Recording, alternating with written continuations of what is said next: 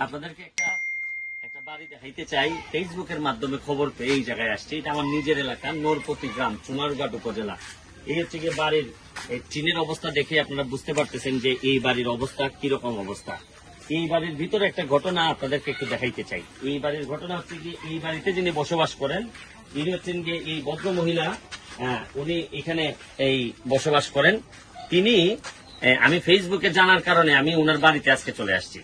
এক পাশ হচ্ছেন গিয়ে এই ইউনিয়নের সাবেক চেয়ারম্যান, এদিকে হচ্ছেন গিয়ে এই আমার চাচি, যিনি এই ওনার কাছে আমি আসছি। উনি 150 টাকা ইন্টারেস্টে সুদের উপর 1000 টাকা লোন নিছেন, মানে ধার নিছেন। এই ধারের টাকা দিয়ে উনি ওনার মেয়ের বাড়িতে ইফতারি দিয়ে আসছেন। আমি এই জন্য চলে আসছি যে এই সুদের উপর টাকা নিয়ে ইফতারি দিয়ে আসছেন, তাতেও মেয়েটারে কোনোভাবে রক্ষা করে আসছেন। আচ্ছা খালাম্মা, আমি আপনার একটা জিনিস জিজ্ঞাই যে প্রতিবারই ইফতারি দেননি আপনি?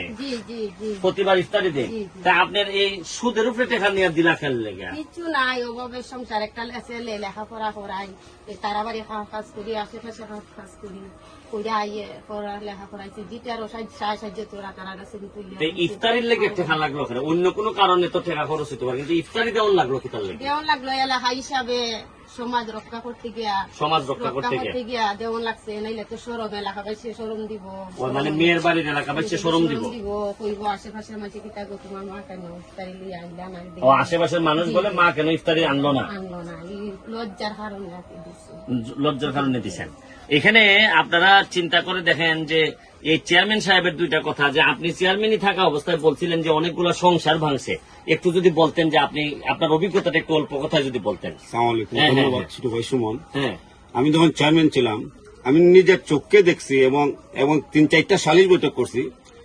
বাপের বাড়ি থেকে মেয়ের বাড়ি ইফতারি না গেলে ভয়, মেয়ে আত্মহত্যা নইলে সারাসারি, এই ধরনের প্রায় অসংখ্য সালিশ আমি করছি।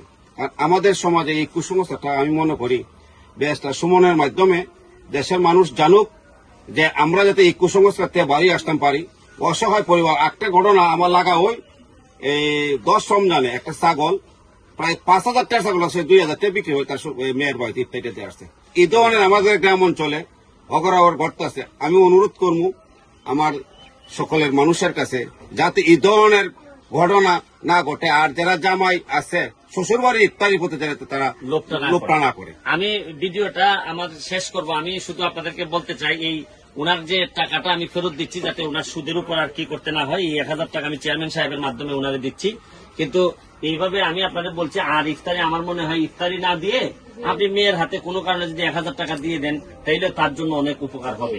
আমি আপনাদেরকে ভিডিওটাতে শুধু একটা ডাইরেক্ট আপনাদেরকে একটা ভিকটিমের সামনে নিয়ে আসলাম যে কি কি পরিস্থিতিতে মানুষ তার মেয়ের বাড়িতে ইফতারি দেয়। বিশেষ করে সিলেট, চিটাং এই সমস্যাটা আমাদের খুবই প্রবল, অন্য জায়গাতে এত বেশি নাই। তারপরও বলবো এই কুসংস্কার, এই সংস্কৃতি থেকে বেরোয় আসেন। যে সংস্কৃতি মানুষকে কষ্ট দেয়, যে সংস্কৃতি এই ধরনের মায়েদেরকে, মহিলাদেরকে কষ্ট দেয়, এগুলো থেকে আস্তে আস্তে বের হইতে না পারলে আপনি কিভাবে দাবি করবেন যে একজন প্রকৃত মানুষের বাচ্চা আপনি?